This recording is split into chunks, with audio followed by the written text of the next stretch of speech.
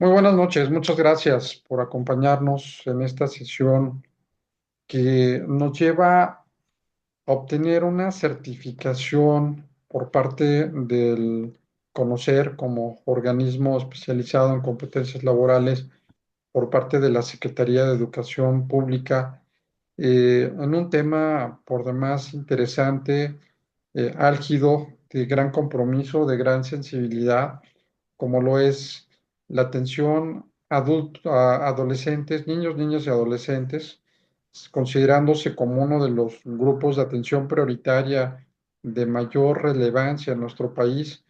Y qué mejor que existan personas comprometidas con obtener este instrumento adicional curricular para que en el caso de tener en nuestro haber, ya sea en el ámbito de investigación, en el ámbito profesional, académico, en la práctica, podamos ser capaces de poder considerar, ¿no? De analizar, de considerar cuál pudiera ser el tratamiento a aquellas personas que han sido violentadas o que requieren finalmente algún tipo de atención especializada, como lo son estos grupos tan importantes, niños, niñas y adolescentes. Pues bien, en esta ocasión me da muchísimo gusto contar con la participación de una querida amiga, una gran experta, aparte muy elocuente en las sesiones, los va a traer marcando el paso, cosa que me da mucho gusto como buena maestra, siempre interactuando con ustedes, y una gran, gran conocedora de los derechos humanos en diferentes aristas. Me refiero a Mónica Patricia Campos Villaseñor. Ella tiene estudios de licenciatura en Derecho por la Universidad Anáhuac, igualmente estudios de maestría en bioética en esta misma casa de estudios en la Universidad Anáhuac. Es especialista en derechos humanos por la Universidad Castilla-La Mancha. Asimismo, pues ha tomado varios cursos y ha participado en varios foros en nuestro país, como puedo citar algunas instituciones con las que ha colaborado, como la Universidad Nacional Autónoma de México, la Universidad Iberoamericana, el Instituto Tecnológico Autónomo de México, el ITAM. Por supuesto, su vasta experiencia, tú me corregirás, Pati, son 30 años en la Comisión Nacional de Derechos Humanos. 30, sí. 30 años, imagínense, colaborando en la Comisión Nacional de los Derechos Humanos, por supuesto también en temas especializados en el ámbito médico, a través de la Comisión Nacional de Arbitraje Médico, y ha colaborado también en la parte de la academia, igualmente en la Universidad Nacional Autónoma de México, en la Universidad La Salle, conferencista, y bueno, pues insisto, una gran aliada de nosotros en el instituto. Ha estado también de manera muy activa colaborando en todos los programas de postdoctorado e investigación que tenemos permanentemente en esta institución y bueno, pues siempre a la vanguardia y siempre con ganas de transmitir todo lo que sabe y su gran experiencia. Así es que, pues no me resta más que darle la más cordial bienvenida a Mónica Patricia Campos Villaseñor. Pati, muchas gracias, te escuchamos con toda atención y verdaderamente un privilegio el que estés con nosotros y bienvenidos y bienvenidas todas a esta sesión. Adelante, por favor. Muchas gracias, doctor Arellano. Gracias, Emilio, Nínive, María del Refugio, Adela, Luz y los que se vayan juntando. Muchas gracias por su presencia. Para mí es un honor estar frente a ustedes y sobre todo un gran compromiso, porque compartir con ustedes una pasión no nada más es platicarles de lo que me gusta, sino invitarlos a que se enamoren tanto como su servidora de estos temas de derechos humanos. Para efecto de esta plática, a mí no me gustan los monólogos, a mí me gusta que interactuemos. Entiendo que muchas personas no podrán encender sus pantallas porque tendrán problemas de conexión, pero quienes lo puedan hacer, les suplicaría que abrieran sus cámaras para podernos ver. Reitero, no va a ser un monólogo, vamos a platicar, sí, sobre los derechos humanos de los niños, las niñas y los adolescentes, pero me gustaría también que enriquezcamos esta plática, esta charla, con sus conocimientos y su participación, que para mí es invaluable. Al efecto, voy a permitirme compartir con ustedes una pantalla. No sé, doctor Arellano, si se ve. Sí, sí, sí, se ve. Sí. Eh, espero no tener problemas. Perdónenme. Sí se ve, ¿verdad? Sí, perfecto. Perfecto. Bueno, pues el tema que nos trae ahora a esta reunión es los derechos humanos de niños, niñas y adolescentes. Para poder entrar en materia, antes que nada tenemos que saber de qué estamos hablando, de qué vamos a tratar. Como en la escuela, doctor Emilio Hurtado, ¿me puede decir qué se entiende por niños y niñas, por favor?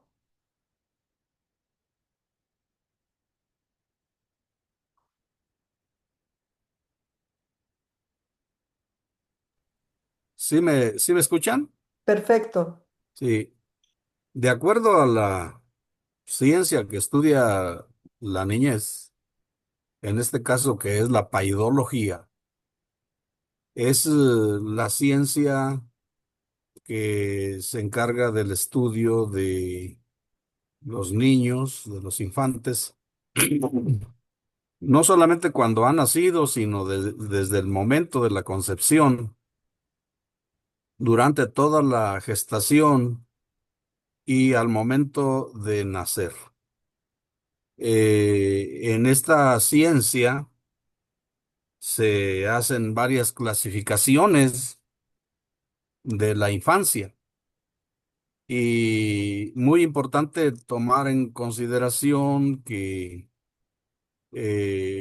bueno, algunos estudiosos paidólogos hablan de la primera infancia, la segunda infancia, la tercera infancia, de los 0 a los 3 años, de los 3 a los 6 años y, en fin, sus intereses, los intereses propios de cada etapa de la niñez, como son obviamente los intereses motrices cuando son bebés, los movimientos, después van a venir sus intereses lúdicos, los intereses para jugar, los intereses glósicos, los intereses sobre el lenguaje.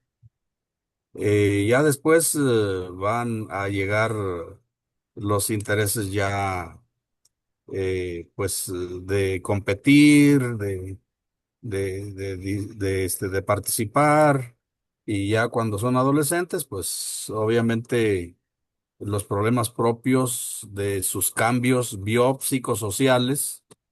Por supuesto, todo cambio biológico genera un cambio psicológico y estos cambios tienen una proyección hacia lo social. Pues en términos muy generales, ¿no? Sí, muy específicos también. Muy bien, doctor. Efectivamente, eso es lo que contempla la etapa de la niñez. Pero, Nínive, ¿qué entendemos por niño y niña? ¿Qué concepto hay de niño y niña?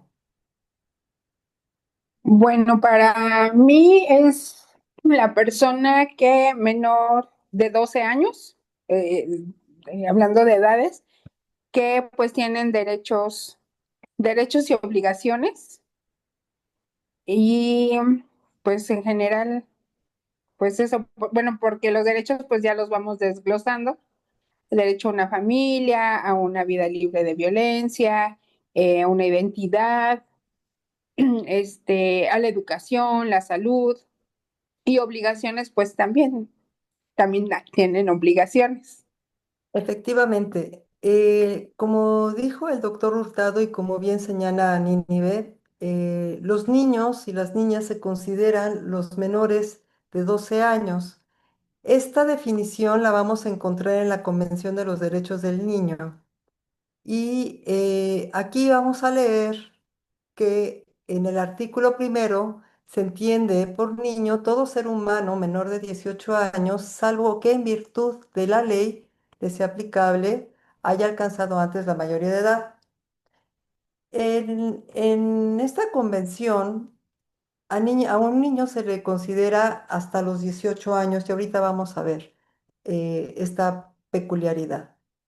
Em, Esta convención habla en su artículo tercero para que ustedes vayan tomando nota de que es muy importante este principio que es el interés superior del niño. Este es un derecho fundamental que va a regir como protección universal hacia la niñez. ¿En qué consiste este interés superior del niño? Pues son todas las medidas que tomen las instituciones públicas o privadas de bienestar social, tribunales, autoridades administrativas y órganos legislativos tienen que ajustarse al interés superior del niño. Adela, doctora Adela, ¿me puede usted decir o me puedes decir qué entenderíamos por interés superior del niño? Sí, maestra, el interés superior del niño es aquel que va por encima inclusive de los derechos de los padres. Es, los derechos que todos los niños porque ya son sujetos de derecho. En base a la Ley General de Niñas, Niños y Adolescentes, hay 20 derechos y en el Estado de México son 21 derechos.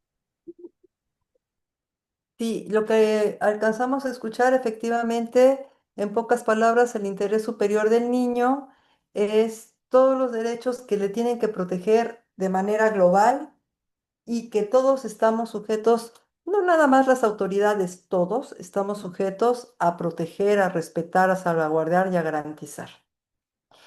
El Comité de Derechos del Niño lo ha reforzado en su observación 14 en 2013, señalando que el interés superior es un derecho, un principio y una norma de procedimiento. ¿Qué quiere decir esto? ¿Es un derecho? Sí. O sea, no hay excepción. Es un principio, sí, que obliga a quienes tengan algún vínculo con relación a un menor o a menores, tienen que cumplir. Y es una norma de procedimiento. ¿Qué quiere decir? Que cualquier acto continuado, cualquier cuestión que se realice, tiene que protegerse el interés superior del niño. ¿Hasta aquí alguna duda? Bien. Vamos a continuar. También en la Convención de los Derechos del Niño habla de niños, de niñas y de niños, pero no menciona la adolescencia. Como vimos en la primera parte, la definición de niño es toda persona menor de 18 años. ¿Qué quiere decir esto? El término adolescente no lo ocupa la Convención de los Derechos del Niño. No hay ningún apartado, ningún artículo que mencione a los adolescentes. El término adolescencia a nivel internacional únicamente es utilizado como una categoría sociológica o de salud pública, más no como una definición jurídica. ¿Quién la ocupa? La UNICEF, la OMS y la CEPAL. Eh, Ustedes saben que estos organismos, por ejemplo, la CEPAL, es una de las 5 coordinaciones que tiene la ONU, que es la Coordinación Económica para América Latina.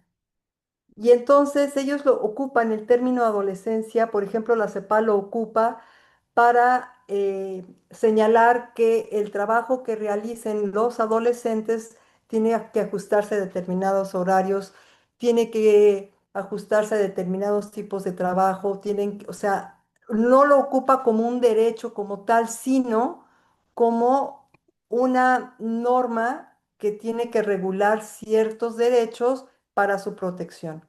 La UNICEF y la Organización Mundial de la Salud, en términos muy particulares, considera a la adolescencia de diferente manera, con diferencia de un año. La OMS, la Organización Mundial de la Salud, considera a la adolescencia de los 10 a los 19 años y la UNICEF, para trabajar, considera a los adolescentes entre los 10 y los 18 años. La CEPAL a veces considera de 10 a 19 cuando versa sobre asuntos de salud y de 10 a 18 cuando considera los derechos de los trabajadores, de los adolescentes trabajadores. Entonces, la CEPAL no tiene una uniformidad para el rango de edades para la consideración de los adolescentes. En nuestra Constitución, podría preguntar María del Refugio, en nuestra Constitución, ¿en qué artículos o en qué artículo se prevé esto de los niños, la protección de los derechos de los niños, las niñas y los adolescentes? Tu micrófono, María del Refugio, por favor. Bueno, me dedico a la educación, entonces yo lo veo desde el artículo 3º constitucional, donde se reitera precisamente o sea, cómo atender al interés superior de la niñez cubierto desde la educación.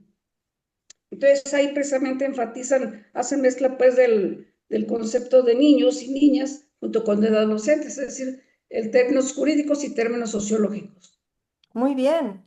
Y también el doctor José de Jesús Centeno Carrillo nos podría abonar, aparte del artículo 4 que ya apareció por arte de magia, que no quería que apareciera, pero se me apareció.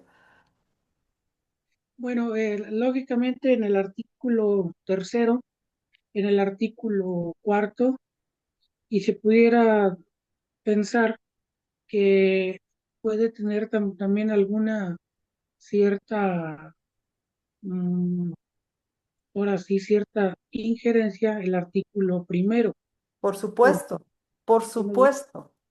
todas las personas, y ahí se habla de todos, ¿no? Y en el Código Civil se dice que es persona física todo individuo de la especie humana desde que nace hasta que muere. ¿Sí me ve? Ah, sí, Claro ¿verdad? que lo veo, doctor. Gracias. Dice el artículo aquí en Guanajuato, es persona física, es todo individuo de la especie humana desde que nace hasta que muere. Y después dice, se reputa nacido el que es enteramente desprendido del seno materno o vive 24 horas y es presentado al registro civil. ¿Qué significa esto? Pues que también ahí entra ahora sí el niño, porque pues el niño es una palabra sumamente extensa. Entonces, por ahí puede pensarse que el artículo 1º, pues todos, incluyendo los niños, y el 4º, pues también se refiere a la familia, que el hombre y la mujer son iguales, y también se refiere a la familia que dice que es libertad de las parejas o de las personas decidir el número de hijos. El También número ahí y espaciamiento, sí. están diseminados realmente, doctora, todos los derechos de los niños, niñas y adolescentes, pues en toda la Constitución. En Es efecto, en efecto, doctor, los artículos que la doctora María de Refugio y usted han mencionado, precisamente se advierte que están incluidos los derechos de los niños, así como todos los artículos, porque toda la Constitución evidentemente está hablando que se aplica a todas las personas. De manera particular, el artículo 4 hace alusión al interés superior de la niñez. No refiere a niños y niñas, sino a ese interés superior de la niñez, en donde obliga al Estado a garantizar de manera plena sus derechos. Y esto es así porque establece el principio de que todas las decisiones públicas deben de estar bajo el principio de este interés. ¿Cuáles son los derechos que tienen los niños? Pues obviamente que la alimentación, la salud, la educación, el espaciamiento, su sano desarrollo. Y esto se va desprendiendo de toda la Constitución de manera particular, como decía la doctora María del Refugio, pues en el artículo 3º la educación, el artículo 4º la salud, el artículo 1º que es para todos, el artículo 2º, cuestión de indígenas, y así vamos decantando, si vamos leyendo como debe de ser nuestra Constitución, porque la Constitución no es literal, es interpretativa, pro persona. Entonces tendremos que incluir en un análisis jurídico la lectura de manera general y transversal. ¿Hasta aquí tienen duda? Ok. La doctora Adela mencionó la Ley General de Derechos de Niños, de Niñas y Adolescentes y bueno, viene a cuenta igualmente. Esta ley sí refiere qué son los niños, las niñas y los adolescentes. Para nuestro México, en el artículo quinto, de acuerdo con la ley que estamos mencionando, son niñas y niños los menores de 12 años y adolescentes las personas entre 12 y menos de 18 años de edad. Para efectos de los tratados internacionales, como ya lo vimos y esta propia ley lo señala, son niños los menores de 18 años. Sin embargo, hace una especificación muy clara. Cuando exista duda de si se trata de una persona mayor de 18 años, se presume que es adolescente. Cuando exista duda de si se trata de una persona mayor a menor de 12 años, se presumirá que es niño o niña. Esto para efectos del principio pro persona. Y evidentemente, el principio del interés superior de la niñez. ¿De acuerdo? ¿Vamos bien? Si pueden abrir sus cámaras porque no les veo. Bueno, a Nínive sí, al doctor Hurtado también, a la doctora Adela no. Gracias. Bien, vamos a continuar. El doctor José de Jesús, si no me equivoco, también hizo mención al Código Civil allá en el estado de Guanajuato. Yo voy a hacer alusión al Código Civil Federal. Este Código Civil advierte en el artículo 323 y los siguientes que, qué derechos, no dice un niño es esto, una niña no. Advierte los derechos que tienen los niños y las niñas. Reconoce la personalidad jurídica, como lo decía el doctor Centeno, desde el nacimiento y protege la integridad física, psíquica, emocional de niños, niñas y adolescentes. Y regula aspectos muy importantes como la patria potestad, la custodia, los alimentos, la tutela, siempre bajo el bajo el principio del interés superior del niño. Aquí voy a hacer un paréntesis porque esto causa algunas dudas. La mayoría de edad anticipada sí se prevé en México y esta es la figura de la emancipación. Pero no debemos perder de vista que esta emancipación no equivale a la mayoría legal, la mayoría de edad legal. ¿Por qué? La mayoría de edad legal comienza a los 18, sí o sí. ¿Qué significa la emancipación? La emancipación permite que una persona menor de 18 años adquiera cierta capacidad jurídica para ejercer derechos y asumir obligaciones como si fuera mayor de edad, aunque con restricciones, como lo hemos dicho.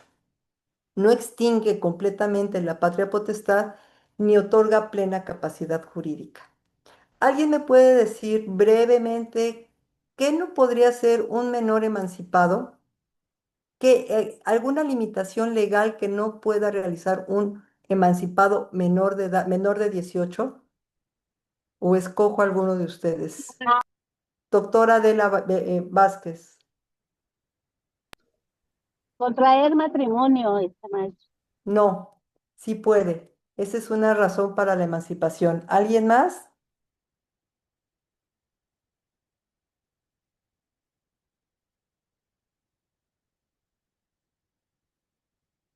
Doctor José de Jesús. No, su micrófono, por favor.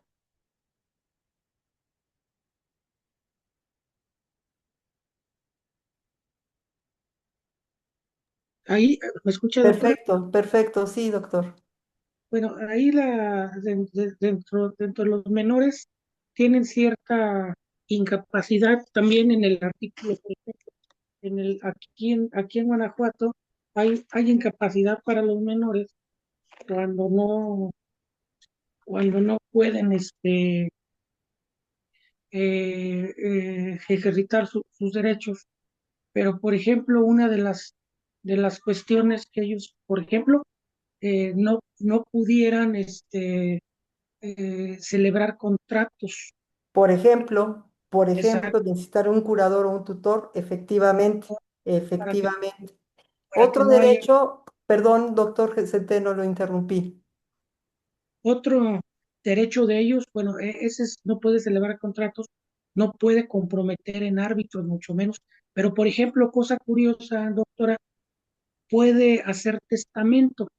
De los 16 años, un menor puede testar, cosa que no es mayoría de edad, pero hay una excepción a la regla que es distinta a la mayoría de edad, que es a los 18 años. Como usted bien lo dice, la emancipación es otra cosa, es por el efecto del matrimonio, pero no puede tampoco donar, bueno, no puede donar, No no puede puede, disponer tampoco de sus órganos sin autorización de sus padres.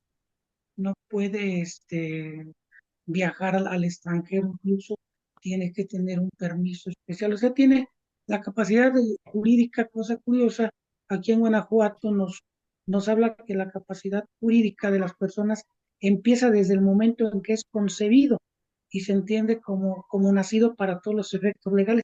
O sea, dice, tiene capacidad de goce. Desde el momento que es concebido, puede recibir herencias en un futuro, etcétera, etcétera, pero esa es una de las básicas, que no puede viajar, no puede celebrar tratos, tiene ciertas restricciones. En efecto. Doctora Nínive, la escuchamos.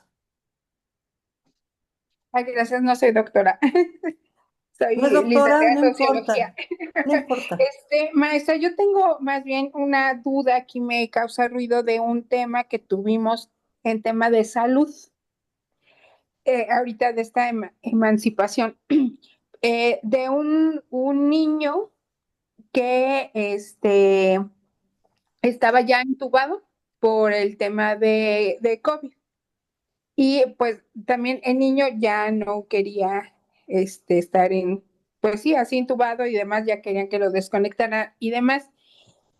Y la discusión o esta controversia era de que, bueno, por un lado esta emancipación, pero por otro lado, con los papás, el interés superior de los niños, de que pues sí que no querían desconectarlo, ¿no?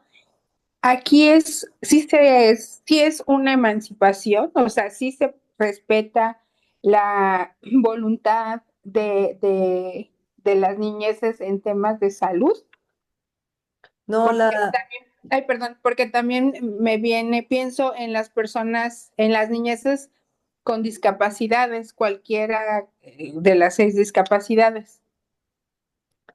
los menores de edad, como los abogados sabemos, siempre van a estar sujetos a una patria potestad, a una tutoría o a una curatela, a un curador. No pueden tomar decisiones que trascienden el ámbito jurídico fundamental. El doctor Centeno atinadamente dijo, por ejemplo, no pueden realizar contratos.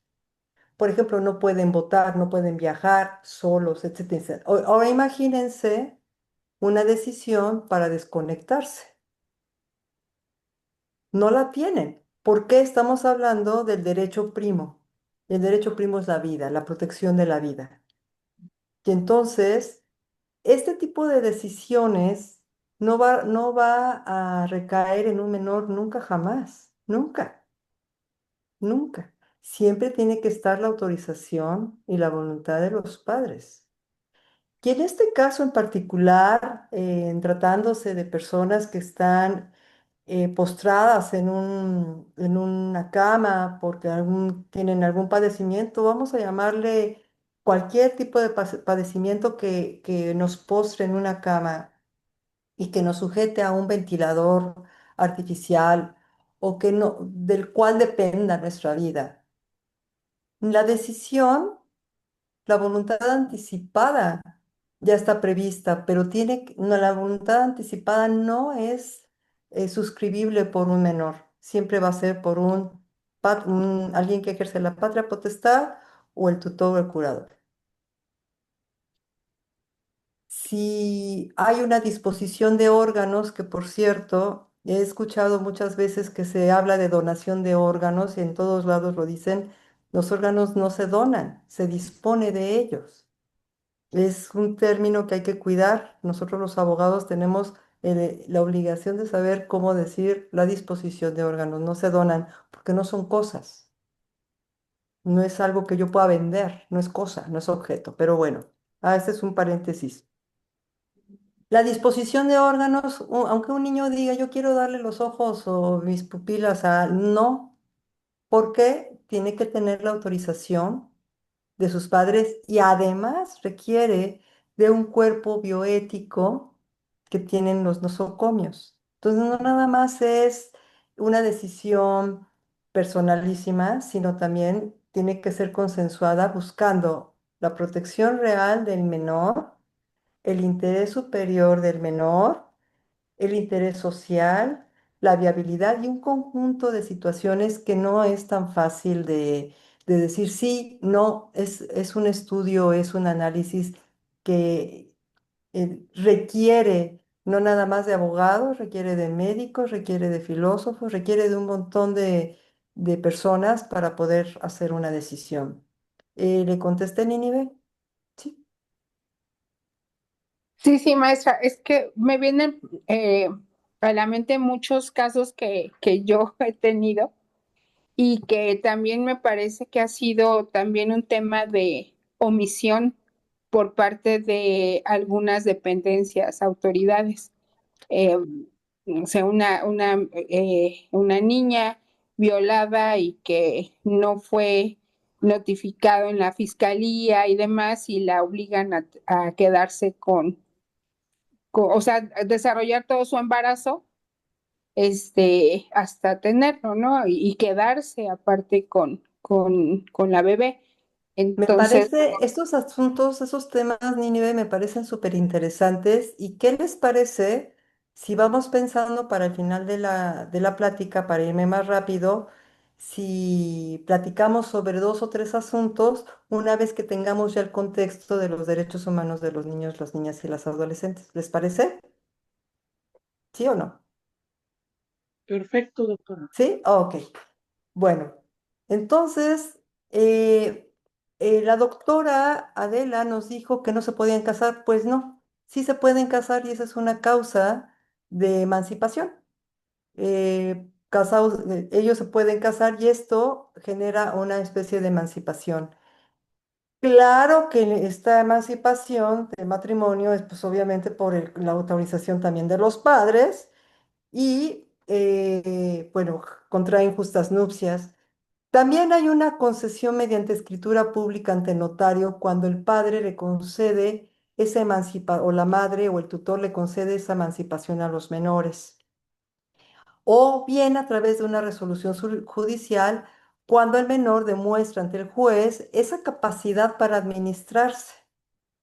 Hay muchos casos de artistas, cantantes, etcétera, que solicitan a un juez emanciparse porque los padres, lejos de administrar adecuadamente sus bienes, se los gastan de manera irresponsable, por no decir otra palabra.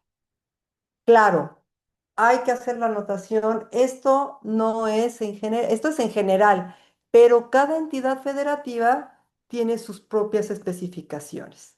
Algo muy importante, aunque se encuentre emancipado, el menor no puede realizar actos jurídicos sin autorización. Como bien lo decía el compañero, no puede vender bienes inmuebles o contraer obligaciones graves, es decir, no puede hacer contratos. Hasta aquí el Código Civil.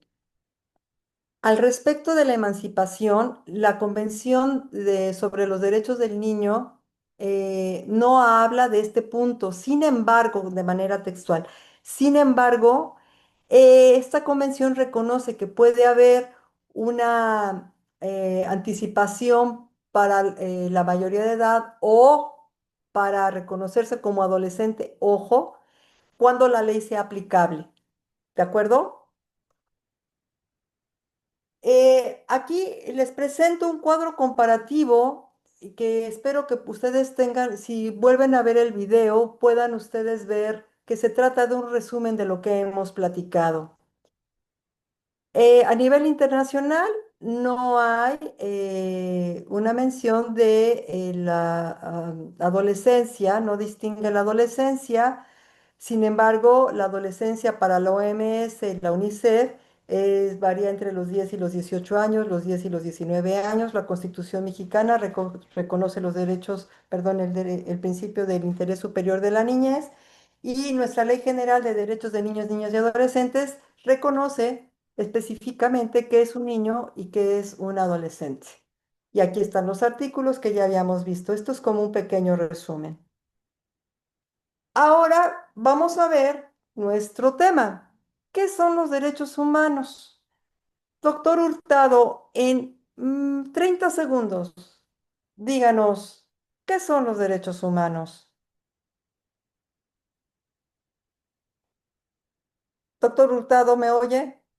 Yujú.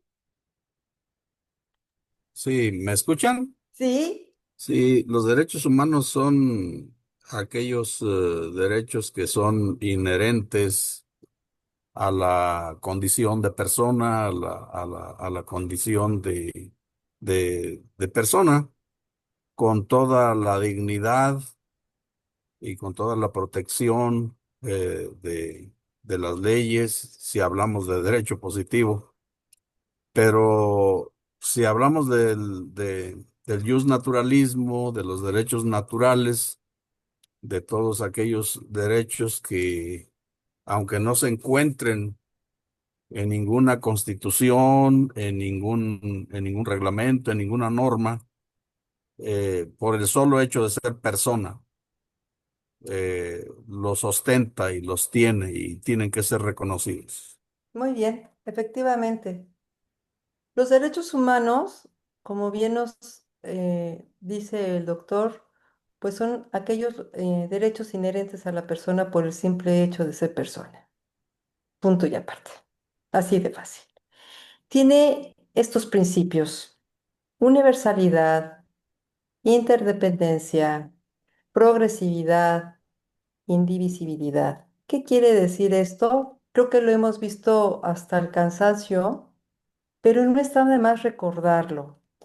María del Refugio, en 20 segundos, ¿qué es interdependencia?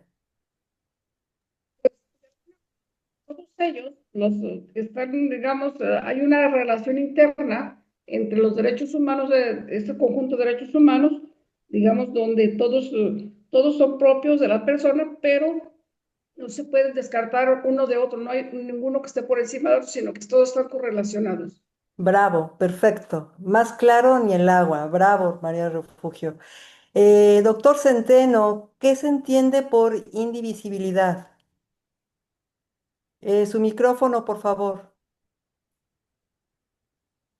Sí, que son únicos, que no se pueden bifurcar, es decir, son propios de la persona, no se pueden dividir, implica una cualidad específica, que los derechos humanos son indivisibles para cualquier mm, sistema jurídico, es decir, ellos son la base de la dignidad, parten todos de la dignidad y por el consiguiente son indivisibles, no se E- pueden dividir. Exactamente. Más claro nuevamente ni el agua. Doctora María del Refugio, no, Nínive, progresividad. Pues es que no puede haber un retroceso de derechos o anularlos, sino que se van como sumando los derechos, ¿no? ¿Sí? Van perfeccionándose. Así es. Exactamente, perfecto. Doctora Adela Vázquez, universalidad. Universales que son para aplicables para todos. Exacto, no hay excepción. Muy bien. Y entonces este concepto de derechos humanos, pues se antoja perfecto, ¿no? Se antoja divino. Oye, pues todos los tenemos, van a ser progresivos, son interdependientes, son indivisibles, o sea, qué padrísimo, está súper, súper bien. Les mandé una lista, doctor Arellano, les mandé una lista a través del doctor Arellano, un cuadro en Word, bueno, más bien en PDF, con un listado de derechos. La primer hoja, para no repetir, la primera hoja refiere cuáles son los derechos, eh, qué ley los protege, etcétera. Y aquí en términos generales, hablando de los niños, las niñas y los adolescentes, puse al centro el interés superior de la niñez porque de ello se va a desprender el derecho que ustedes están leyendo en términos superlatos, el derecho a la supervivencia, el derecho a la protección frente a la violencia y el abuso, el derecho a la libertad de expresión, el derecho a la cultura, recreación y deporte, derecho a la seguridad social y salud, derecho a vivir en familia, derecho a la identidad. Esto es así súper en términos latos. Ya ustedes con calma podrán darle una lectura que si bien no es exhaustiva o ese cuadro es un pie para que ustedes, pues si se interesan, vayan buscando un poco más. ¿Qué pasa en México? ¿Cómo vamos a regular nosotros? ¿Cómo vamos a estructurar en México esa protección de derechos humanos? ¿Alguien sabe? ¿Alguien tiene algún contacto con doctor Centeno, algún contacto con este tema así súper breve? ¿Cómo se estructuran los derechos humanos? ¿Cómo protege el Estado mexicano estos derechos humanos? ¿Qué hace? ¿Hay alguna Bueno, institución, alguna coordinación, alguna instancia, una varita pues mágica? ¿Cómo es? primeramente, pues bueno, se parte hay varias protecciones en el ámbito, por ejemplo, jurisdiccional y no jurisdiccional. Se puede pensar que, atento al artículo primero, dice es obligación de todas las autoridades proteger, preservar, sancionar y reparar los derechos humanos. Desde ahí ten- tienen las autoridades una obligación. En el caso, por ejemplo, de las no jurisdiccionales, pues está la Comisión Nacional de Derechos Humanos, organismos protectores de los derechos humanos, etcétera, etcétera. Y por el lado jurisdiccional hay varias formas en materia, por ejemplo, de amparo, con el control concentrado, el control difuso y el control ex oficio de la constitucionalidad de los derechos de las niñas y los adolescentes, los llamados NNA. Entonces, por eso se estructuran así, haciendo énfasis en que hay una ley general de los niños para proteger los derechos humanos de los niños, niñas y adolescentes, que es la base para las leyes de los estados, por eso es ley general.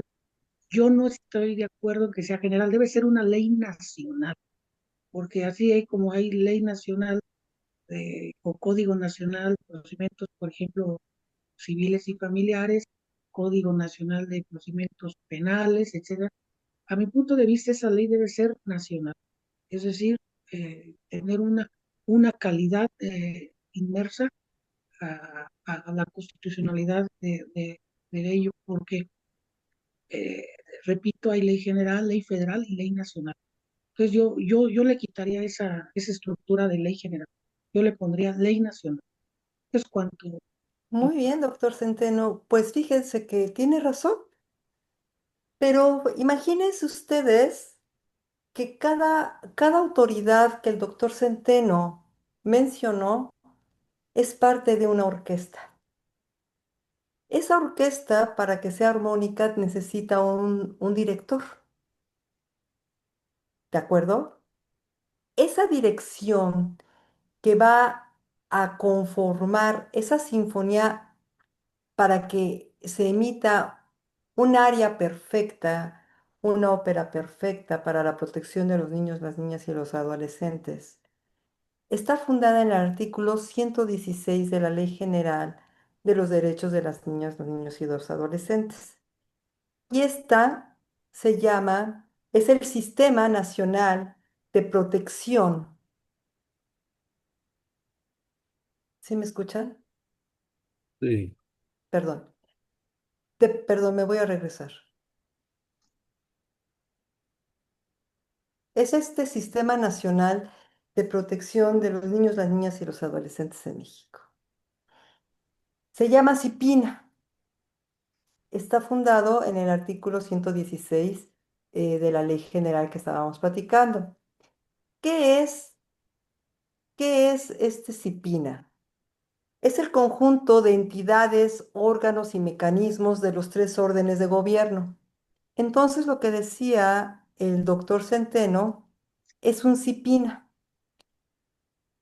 Todos los organismos no jurisdiccionales, jurisdiccionales, administrativos y estatal, federal y municipal forman parte de este sistema. ¿Cuál es el objeto del CIPINA? De acuerdo con el artículo 116 de esta ley, establecer, instrumentar, coordinar, articular, evaluar políticas públicas, programas y acciones. ¿Para qué? Para garantizar la protección, promoción y restitución integral de los derechos de niñas, niños y adolescentes. En pocas palabras, es un mecanismo de coordinación de México para garantizar el cumplimiento de derechos de la infancia y la adolescencia conforme a la Constitución y, por supuesto, a la Ley General de los Derechos de las Niñas, los Niños y los Adolescentes. ¿Tienen alguna duda? ¿Lo conocían? ¿Habían escuchado de esto? Muy bien, Sí, muy bien. El Sí, CIPINA entonces va aquí a en Guanajuato, consultar el gobierno federal, los diputados, los senadores, los gobiernos estatales, municipales y las fiscalías y el Poder Judicial. Tiene que coordinar a todos ellos para que de manera armónica protejan los derechos de los niños, las niñas y los adolescentes.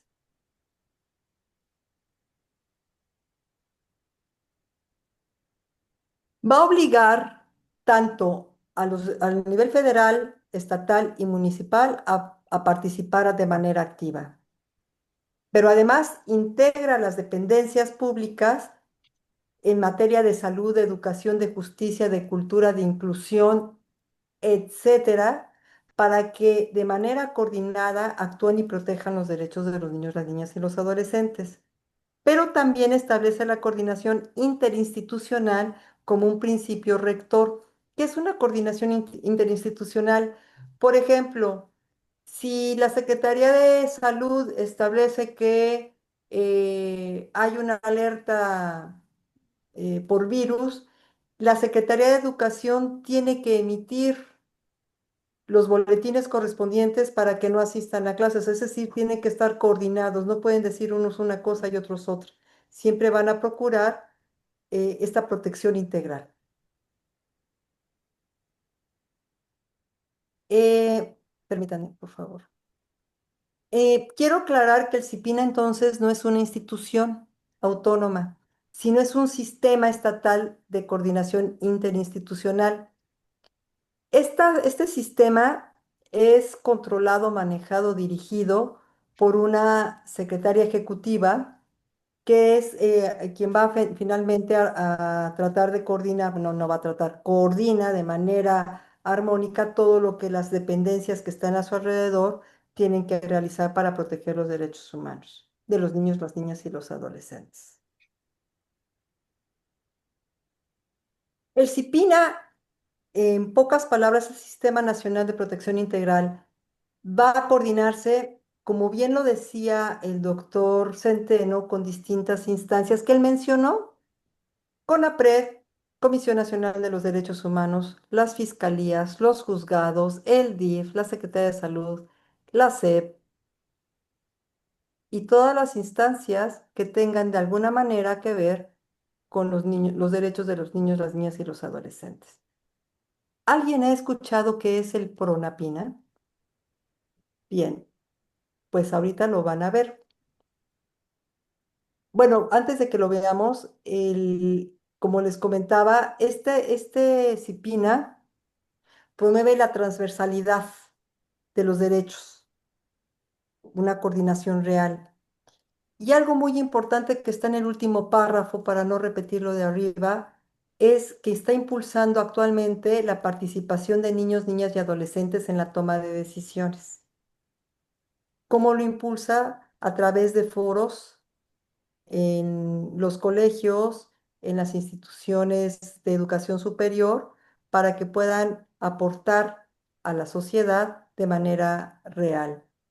Ahora sí, vamos a ver qué es el PRONAPINA. El PRONAPINA es el plan, es como ah, la base legal sobre la cual van a trabajar todas las instituciones que están relacionadas con el CIPINA. Convierte a los derechos de la infancia en acciones concretas ejecutadas por instituciones que ya vimos. CIPINA basado en el PRONAPINA comenzó en 2024 y actualmente este PRONAPINA está pensado para 5 años, 2025-2030.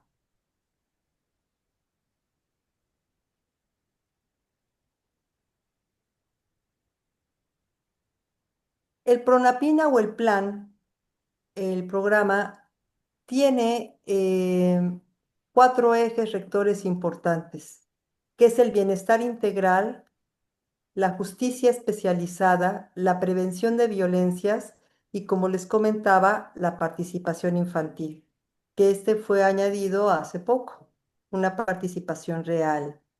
Este Programa Nacional de Protección de los Derechos de las Niñas, los Niños y los Adolescentes pues se trata de mantener a la vanguardia, porque en el bienestar integral no nada más es de que estén contentos y vayan a la escuela, no, sino de que se desarrollen en un lugar seguro, que tengan buena alimentación, que tengan salud garantizada, la protección de la salud garantizada, etcétera.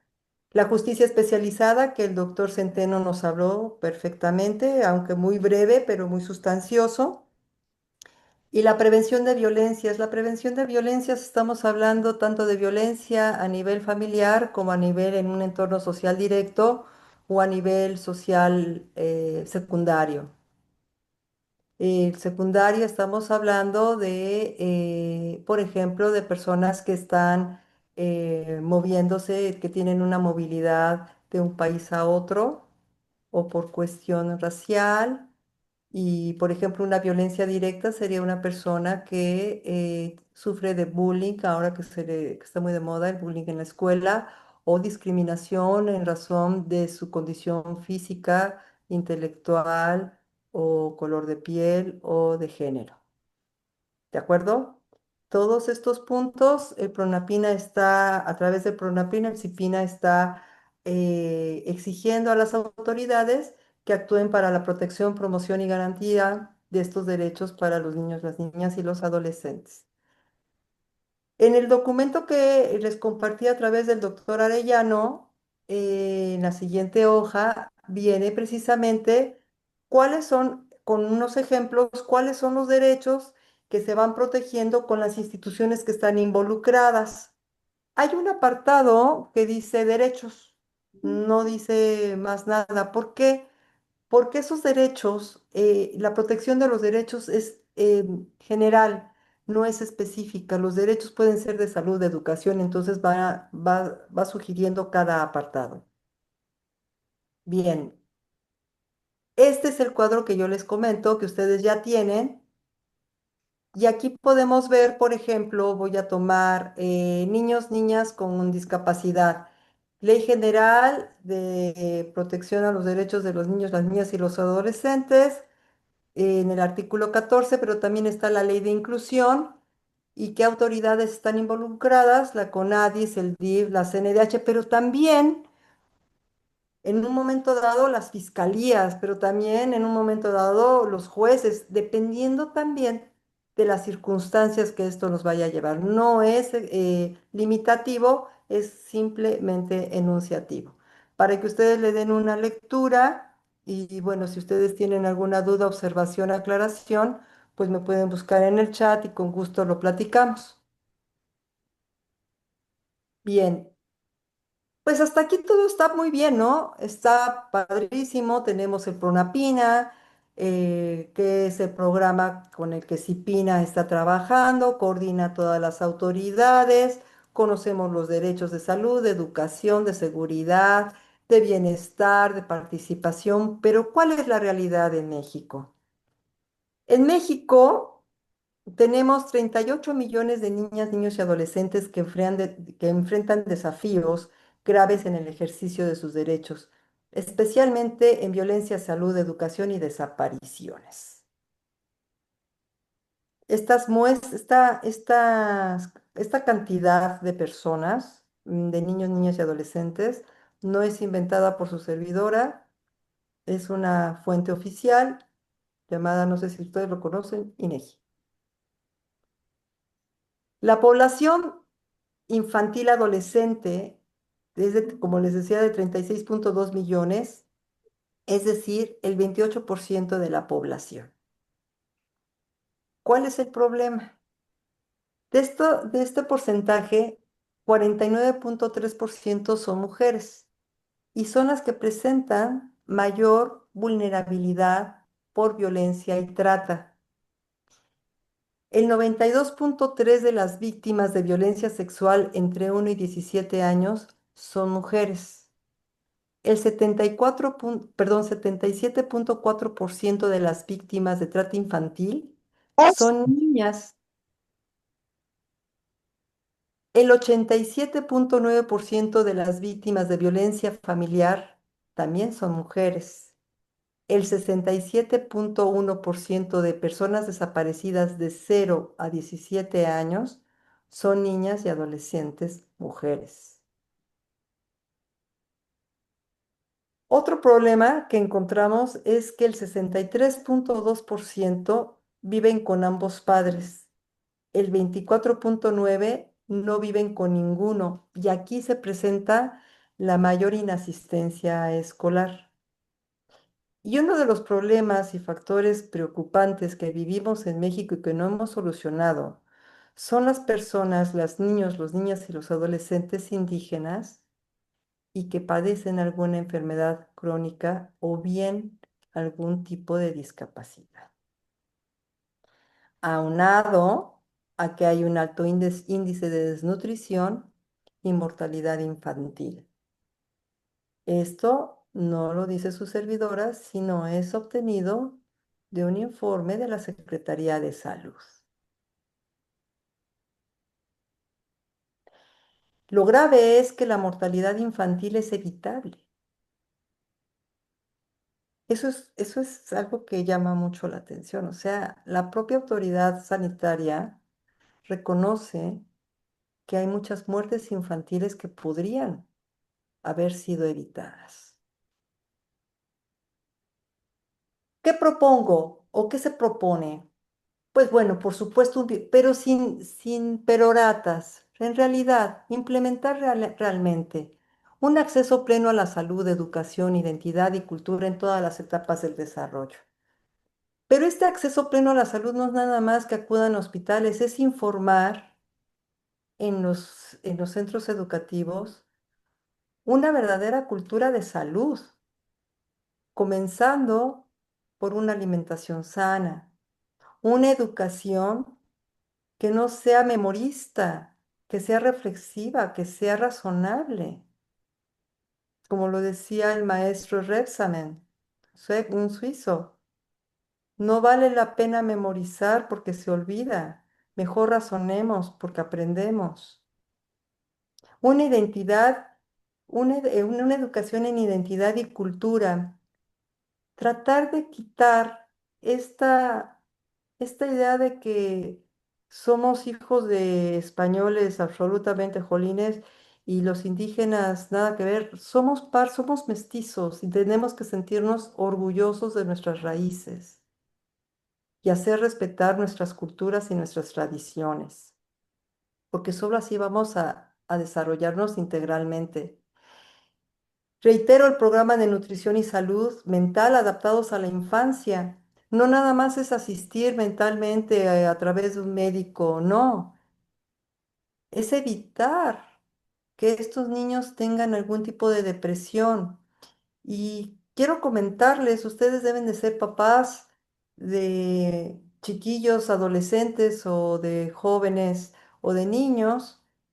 Todo el tiempo están en la computadora o en el teléfono, se están aislando, no tienen interacción real. Entonces esto está generando, no lo digo yo, sino la Organización Mundial de la Salud, un grado enorme de depresión. ¿Por qué no tienen actualmente una aceptación fácil a la frustración? Todo lo quieren rápido y ganando, y es bien difícil, y que no sea de mucho pensar. Evidentemente, una reducción de brechas de desigualdad entre zonas urbanas y rurales. Bien sabemos, quienes hemos tenido el gusto, el honor, el placer y la satisfacción de recorrer nuestra República Mexicana, que México tiene distintas caras, unas paupérrimas, unas miserables y otras todavía más miserables y otras de superdelincuencia insegurísimas y otras supersegurísimas. No tenemos una uniformidad, hay una desigualdad terrible. Otro punto sería la prevención y atención a violencias. Estos protocolos nacionales contra violencia sexual, familiar y escolar, pues sí están muy bien en papel, pero en realidad no están funcionando. ¿Por qué falta una educación a nivel de adultos? Porque los niños, ustedes saben, sufren violencia sexual en su casa por familiares. Familiar, pues evidentemente los gritos, los golpes. Y en la escolar, cuando hay bullying, los directivos y los profesores no hacen caso, no intervienen porque consideran que es natural. Ya ha habido suicidios, ya ha habido cosas terribles. Fortalecimiento de fiscalías y juzgados especializados en niños, niños y adolescentes que se está dando, pero necesitamos todavía un mejoramiento. Campañas de sensibilización en comunidades y escuelas, no nada más ir a platicar que los derechos tenemos que estar todos contentos y tenemos que respetarlos, sino hacer conciencia, reitero, una racionalización, no una memorización. Atención inmediata a víctimas mediante redes interinstitucionales. ¿Qué pasa cuando una persona denuncia algún delito en contra de un niño, una niña o un adolescente? Las autoridades siempre van a buscar la excusa de, bueno, seguramente se fue con el novio, seguramente se enojó con la mamá, seguramente lo que sea, pero no atienden realmente al quiz del problema y se dilatan.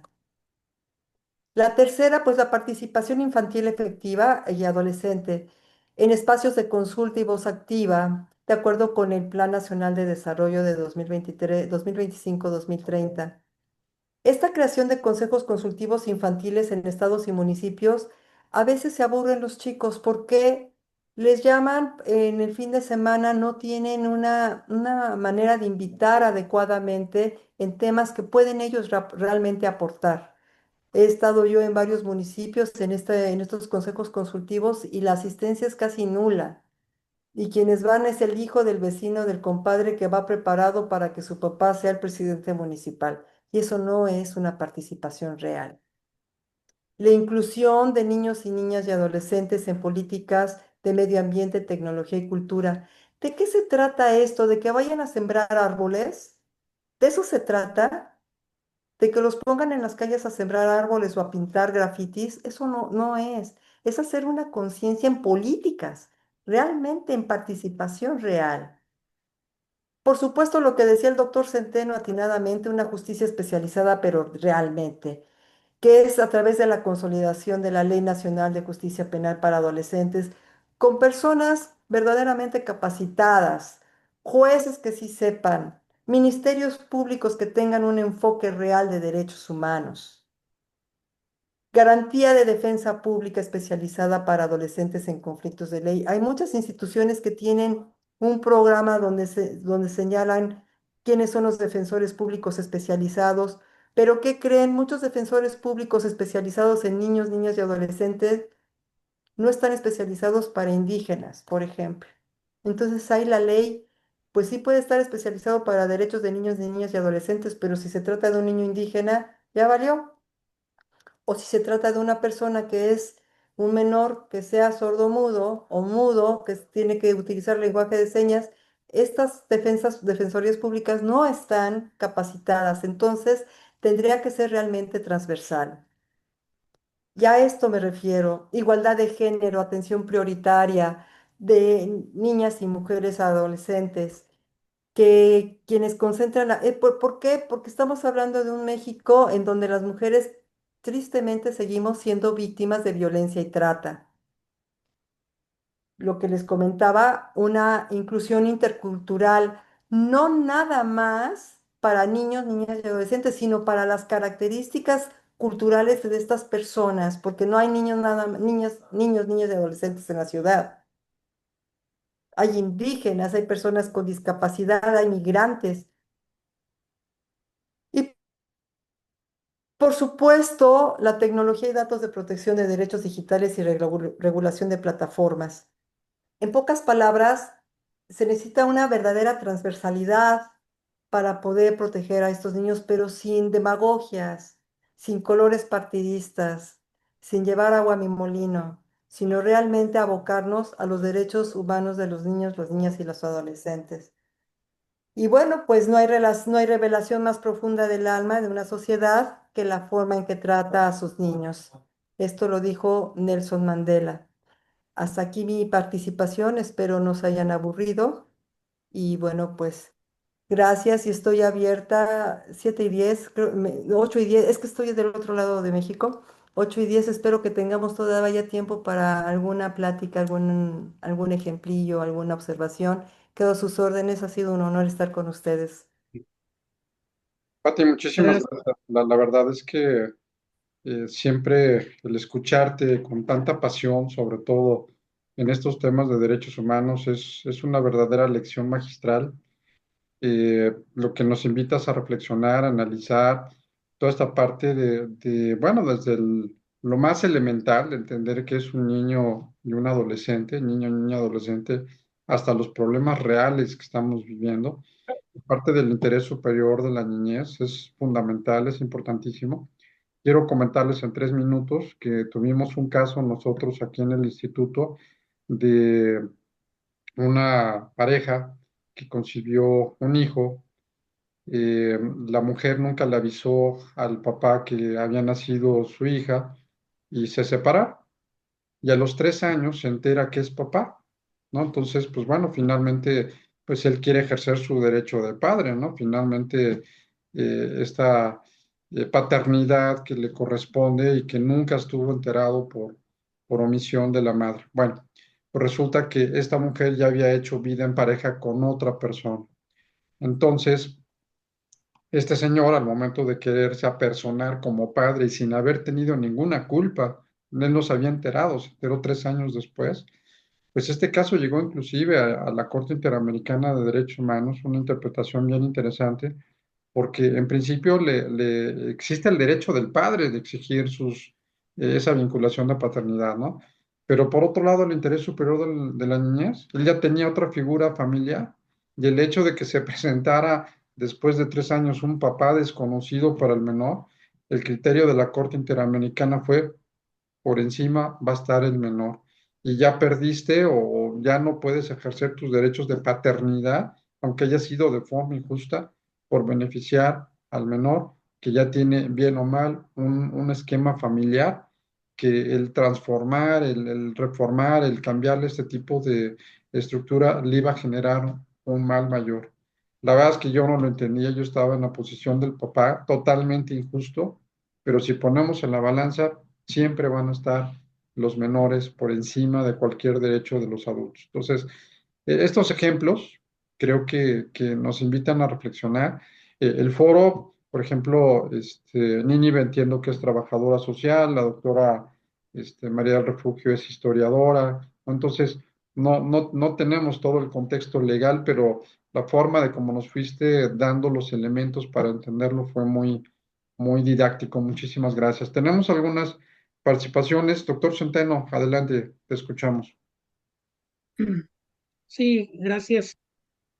Doctora, usted trató rápido, quiero ser rápido porque hay participaciones, trató un punto importante. migrantes.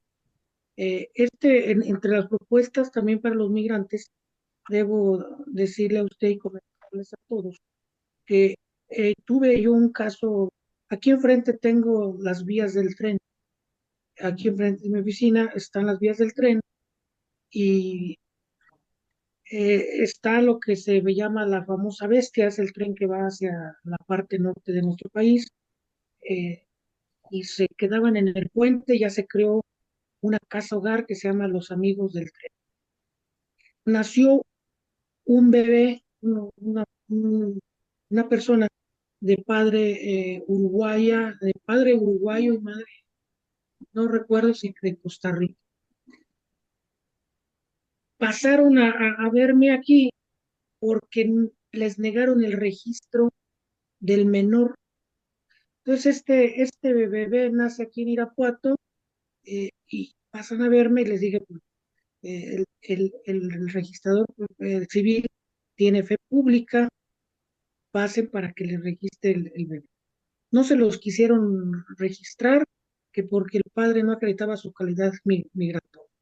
Entonces, es una realidad de los niños y menores porque no es el único que ha nacido aquí. Al menos este asunto me tocó asesorar a estas personas y se les niega el registro porque dicen que el padre no acredita su calidad migratoria y la madre también, siendo ambos de distintos países, no la acreditan. El caso llegó hasta el alto comisionado de la ONU en queja y en apoyo para que se pudiera, pues sí, para que se pudiera eh, atender este asunto. El punto es que también hay una cuestión importante que debe de involucrarse en este caso.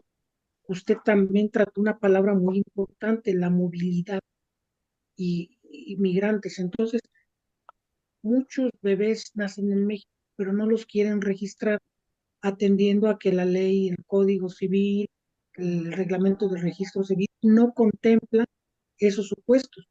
Entonces yo creo que también aquí sería bueno entre la propuesta involucrar al Instituto Nacional de Migración o a las leyes, a las personas migratorias para que pudieran ellos hacer accesible este derecho humano a la identidad, que es también un derecho fundamental, que ustedes saben se compone con el nombre, se compone con la nacionalidad, se compone con la filiación y la tanto filial como biológica. Entonces, total que se les niega el registro a los padres, tuve que promover un amparo para esa situación y la juez concede el amparo en el sentido que debe irremediablemente, sin mayor trámite más que registrar a este menor.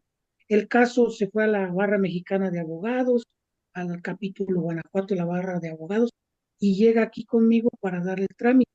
Se le dio el trámite con buenos resultados. ¿Por qué es importante esto? Porque al final se deja en esta vertiente, en esta propuesta de los niños migrantes, se les deja fuera, o sea, los nacidos aquí, se les deja fuera de tener la identidad como un derecho humano. Entonces, siendo la identidad, pues es sumamente importante tener la identidad de los recién nacidos aquí en Irapuato. Y contrario a ello, desde hace 30 años soy abogado de casas hogar, ni de casa cuna, casa niño, casa infantil y casa juvenil. Y fíjense lo curioso que no requeríamos de ningún trámite para registrar a los menores, porque se requería que entraran a la escuela. Por ejemplo, un bebé, un jovencito, un niño abandonado de 6 años, pues está en periodo de ir a la escuela. Y en la escuela también se les negaba el acceso porque no tenían acta de nacimiento. Buena fe de las autoridades en Guanajuato, no lo registraban de esa manera sin mayor trámite, es decir, sin que haga un juicio de adopción y que el certificado de si es viable o certificado, perdón, de idoneidad, si el adoptante, no, Después nos pusieron una de traba, pero aquí preservaba el derecho humano a la identidad. Entonces, no, el niño abandonado, sin papeles, de dónde venía, no sabemos, se fue encontrado en una calle abandonado, llora y llora la pobre criatura con desnutrición, etcétera. Entonces se nos registraba. Por ello, para concluir, yo propondría entre las vertientes de la propuesta incluir migrantes y que las autoridades migratorias también tomen en cuenta que va a ser muy complicado que los padres pues tengan documentos, tengan una estancia legal, pues se vienen en La Bestia, es un tren que sale creo desde el sur del país, se estaciona aquí en Irapuato, aquí enfrente lo tengo, la Bestia, y nacen bebés. Ya hasta se creó una casa del amigo del tren, pero nacen bebés y se les ha negado el registro. Entonces, poniendo el ejemplo de que cómo otras, casa cuna, casa niño, casa infantil, no se requería mayor trámite, incluso los del DIF venían a registrárnoslos, así como lo oyen, venían sin mayor proveído. Y después ya que haga este trámite y que no, y que era ilegal, y total que al final prevalecía el derecho humano a la identidad. Es cuanto, doctora, muchas gracias y discúlpenme si me No, al extendí, pero contrario. no podía de ponerles este ejemplo que para mí fue que el caso se fue hasta el alto comisionado de la ONU, tuve que amparar y hacer mil maniobras. Gracias por su atención y estoy a sus dignas órdenes. Muy bien, doctor. Pues muy interesante su caso y como el de usted, muchísimos, conozco igual muchísimos asuntos por la Comisión Nacional de los Derechos Humanos en su momento. Y sí, lo que usted señala es tan cierto como triste. Y hay que hacer una adecuación, por supuesto, con este CIPINA y el PRONAPINA para que se incluya en cuestión de migrantes. Y sería una excelente idea. Muchas gracias, doctor Centeno. Nínive, te escuchamos. Gracias, maestra. Mire, bueno, yo soy trabajadora social y soy socióloga, soy más operativa. Trabajo en el Instituto Municipal de Derechos Humanos e Inclusión Social aquí en Querétaro. Bien. Y ahorita en su exposición, conforme iba, bueno, ya pasando lo jurídico y que nos iba mostrando las cifras, mi enojo crecía. Y por eso estoy aquí, en esta certificación. Y acabamos nosotros de tomar, bueno, el instituto CIPINA Municipal, el director es presidente de una comisión, la Comisión de Desarrollo. Ahora me queda más claro a qué se refiere el desarrollo, ¿no? Porque CIPINA era como un ente ahí, pero no sabíamos qué hacía, ¿Qué era? qué hace, cuál era su deber. Pero ahora ya me aclaró todo, no conocía, nunca había escuchado el Pronapina, entonces ya me dio las herramientas para poder ejecutar desde el municipio, desde el instituto, pues todas estas deberes y obligaciones que tenemos como institución. Y le agradezco mucho, soy muy apasionada, luego así hablo y hablo y hablo y hablo como que me da ansiedad porque me emociona mucho, pero sí iba en aumento mi enojo de ver las cifras y como dice el doctor Centeno también, ¿no? Muchos casos, y usted, yo creo que yo escribiría una tesis de maestría y doctorado de todos los casos que veo a diario. Pero pues muchas gracias por todas las herramientas que nos dio y bueno, también aprendo de los compañeros, compañeras. Muchas gracias, maestra. Gracias, Nínive. Pues sí, efectivamente, por una parte me da gusto que se enojen y que se indignen con las cifras porque significa que nuestra ética, y nuestra responsabilidad y nuestra empatía y nuestra humanidad nos llama a servir realmente y a continuar aprendiendo. Nunca se deja de aprender. Aquí estamos todos para aprender, para compartir y para enriquecernos. Y es delicioso saber que algo les mueve, que algo les sacude el alma, porque de eso se trata. Un profesor o una persona que les platica de algo y no les toca el alma, pues no sirvió de nada. La gracia de esto es tocarles el alma, moverles, sacarles lo mejor de ustedes para que en sus trabajos, en sus trincheras, lo den, que estoy cierta que así es. todos los días al doctor Hurtado, al doctor Centeno, a la doctora Adela, los veo muy frecuentemente, por supuesto al doctor Arellano, los veo muy frecuentemente a la doctora Refugio y me encanta ver caras muy reiteradas porque veo su compromiso y me enriquece muchísimo. ¿Alguien más?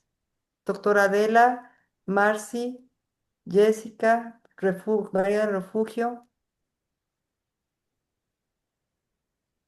Es un comentario. Mire, Sí, bueno, ahora aquí en Zacatecas, a raíz del acontecimiento que fuimos, digamos, noticia internacional, nacional o quizás internacional, del caso de nivel Sí. secundaria, donde un estudiante grabó escenas y manipuló escenas, bueno, tomó fotografías, manipuló esas fotografías de compañeras y compañeros y las puso en situaciones sexuales a esas imágenes por inteligencia artificial, pero no se sabía, provocó bastante desconcierto porque uno se cuestionaba qué estaba haciendo la escuela, qué estaba haciendo la educación, indudablemente se cuestionó qué estaba haciendo CIPINA, se cuestionó, digamos, cuál era el nivel de bienestar integral que estábamos promoviendo desde la educación y sobre todo, cómo las acciones afirmativas que dicen esas instituciones municipales, estatales y federales que hacen de manera integrada y transversal, de hecho, no han provocado, o sea, no es notorio el impacto, es un impacto, digamos, mediático más que real. Entonces, ¿qué se hizo? Una respuesta inmediata fue entregar a los planteles escolares el protocolo de atención de erradicación del acoso escolar. Pero se los entraron así, literal, se los mandaron vía digital y dijeron, profesores, el próximo consejo técnico, ustedes aborden este. Ese es el tema a tratar.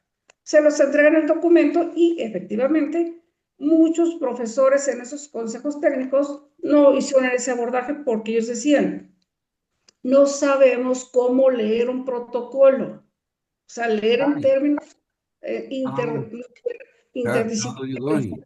el documento, sino leer el documento en cada parte que lo integra, es decir, los argumentos jurídicos o constitucionales que posee el documento y también los aspectos de tipo, digamos, psicosociales o los aspectos que tengan que ver de la actuación del profesorado. Bueno, eso hace ya, estamos hablando de aproximadamente 2 meses. Y el viernes pasado fue un plantel escolar de primaria y apenas estaban proyectando ellos en un consejo técnico el protocolo, pero salió lo mismo. No sabían cómo empezar. Lo pospusieron y dieron cauce a otro tema. Es decir, esas acciones afirmativas, entrega de documentos o protocolos, no es suficiente todavía. Y creo que decíamos, si queremos generar cultura para la convivencia armónica y pacífica, pues se entendería que estamos apostando en erradicar la violencia de cualquier tipo. Si estamos pensando en una educación para una cultura, eso es generar cultura, pues creo que todavía los retos cualitativos se multiplican y pues sí, estamos convocados desde el escenario que yo muevo de la educación a hacer algo diferente. Y muchas gracias por sus aportaciones. Efectivamente, María del Refugio, tenemos un problema de que creemos que enviando documentos, formatos, lo que sea, se va a llevar a cabo. Si no hay una concientización más que información, porque la información, si no la hago consciente, si no la razono, si no la entiendo, no me va a funcionar. Y algo que es muy importante hoy por hoy, toda la tecnología, todo lo que son estos aparatos, los chicos los manejan mejor que todos los que estamos aquí sentados. Y es de miedo, porque la inteligencia artificial es impresionante y hace cosas buenas, pero también hace cosas muy malas. ¿Qué se debe de hacer? Pues crear conciencia, tanto en las personas que educan en los niveles, en los centros educativos, como a los padres y como a los propios chicos. ¿Por qué no podemos estar en manos de estos aparatos con chicos que por jugar, como sucedió en Zacatecas, que por jugar para ver qué pasaba, ponen en peligro la integridad, la seguridad y todo lo que ello contempla de las personas involucradas y rebasan la imaginación de los directivos del colegio. ¿Quién se iba a imaginar que esto iba a suceder? Tampoco se puede estar detrás de los chicos, pero sí se pueden poner reglas de que al colegio no se entra con celulares, por ejemplo. O sea, esa es una regla básica. ¿Qué tiene que hacer un chico de secundaria con un celular en el colegio? No sé cuántos de ustedes, supongo que todos, aunque nos quitemos la edad, ninguno íbamos a la secundaria ni a la preparatoria con celular. Ninguno de nosotros. Y fuimos felices. Y lo más que llevábamos era la calculadora. Y punto, y una calculadora de esas Casio, así que muchos no entendíamos todo, pero los papás no las compraban. Pero el celular no lo ocupábamos. Y ahora casi casi se infartan los chicos si no llevan el celular, cosa con la que su servidora no está de acuerdo. Debe de haber reglas, debe de haber edades para poder utilizar los celulares y los iPads. Hay chicos, yo no sé si ustedes han estado en centros comerciales o en restaurantes donde están las familias y todos con el celular en la mano en la mesa y los chiquillos con su iPad jugando cositos, no sé qué juegan, pero están jugando. ¿Dónde está la integración? ¿Dónde está la convivencia? Y desde ahí estamos violentando el derecho humano al niño a una vida saludable, a una integración familiar, a una identidad, a un montón de situaciones, entonces, a un montón de derechos. Entonces, bueno, se los dejo de ahí para que reflexionemos. Jessica, doctora Adela, queremos escucharlas, Marci. Maestra, perdón, una disculpa, la verdad es salir muy tarde de trabajar, vengo manejando ahorita, pero bueno, yo estoy en el área de Procuraduría Municipal en el municipio de Atizapán de Zaragoza, y de verdad, efectivamente lo que usted comentó, no tenemos personal capacitado en las agencias de Ministerio Público. Es lamentable decirles que nosotros hemos tardado hasta cerca de 24 horas para que nos levanten una carpeta de investigación por los niños. Y bueno, a eso le aunamos que no hay centros de asistencia social para resguardarlos en el Estado de México. Son 34 centros de asistencia que ya están abarrotados, o sea, ya no hay cupo para los niños. Y para mí, pues eso es revictimizar a los niños. Estamos provocando nuevamente una violencia. Los ministerios públicos de verdad, no tienen pues tantito corazón, les digo yo, es un niño y son las 12 de la noche y no, espérate a tu turno. Le digo, los niños tienen derecho de prioridad, Liz, y de verdad no te hacen caso. A eso le aunamos de que si efectivamente llevamos un niño donde es de una comunidad indígena y no habla más que su dialecto, pues no hay el personal capacitado para poder entrevistarlo, no hay el personal capacitado para ayudarnos. Nos dicen, pues tú tienes que traer al perito. Les digo, no, Lick, pues es que aquí es la fiscalía y tú debes de tener el personal capacitado y en su momento solicitarlo. Pero de verdad ha sido una tarea muy ardua de estar batallando y bueno, lamentablemente los niños que ahora ya también tienen problemas psiquiátricos derivado de tanta violencia que han vivido. Entonces yo tuve un caso efectivamente en donde es un adolescente que estaba con cadenas en brazos, en pies, porque el papá no lo podía controlar. Lo había llevado al médico, le daban el medicamento, pero no era el adecuado para él. Se le escapaba, se le salía todas las noches, lo encontraba seguridad pública, no lo reportaban, íbamos por él, se nos escapó 2 veces de los albergues, lo llevamos a un Instituto Nacional de psiquiatría, lo medicaron y aún así él seguía saliéndose, o sea, trae una problemática bastante fuerte y ahorita está pues en estudio de qué es lo que está sucediendo con su cerebro, pero es de verdad impresionante cómo no tenemos instituciones capacitadas para poder brindar una atención adecuada. Es cuanto más. Totalmente cierto, doctora Vázquez.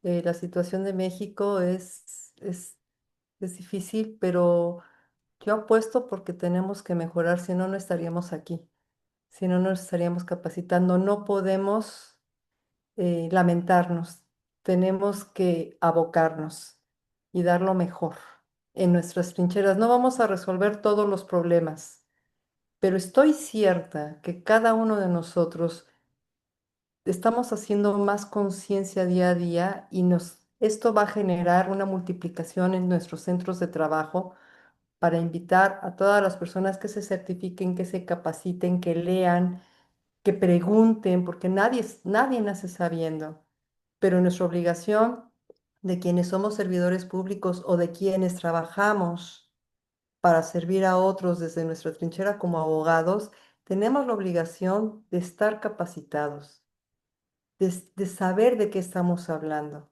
y sobre todo del compromiso real, de estar enamorados de lo que hacemos. Doctora Arellano, creo que nadie más, la doctora Jessica, ya me hinqué, ya le supliqué, ya le dije que por favor platique, pero creo que o no puede o algún problema tiene. Pero en verdad a todos, muchísimas gracias. Espero que les haya dejado una semillita, alguna cosita que les mueva el alma, más que el cerebro, que les mueva el corazón y quieran ustedes siempre dar lo mejor, porque de eso se trata esto, de darnos a todos. Gracias. De hecho, retomando tus palabras, Pati, y un poco para cerrar la sesión, me imagino como si tuviéramos algún cable que necesitamos conectar a la corriente para darnos cuenta y reaccionar de lo que está pasando en estos temas. Quiero cerrar con una frase que me movió de Elie Wiesel, que fue Premio Nobel de la Paz y fue sobreviviente de los campos de concentración nazi, donde decía que juraba nunca quedarse callada cuando existiera una violación a derechos humanos.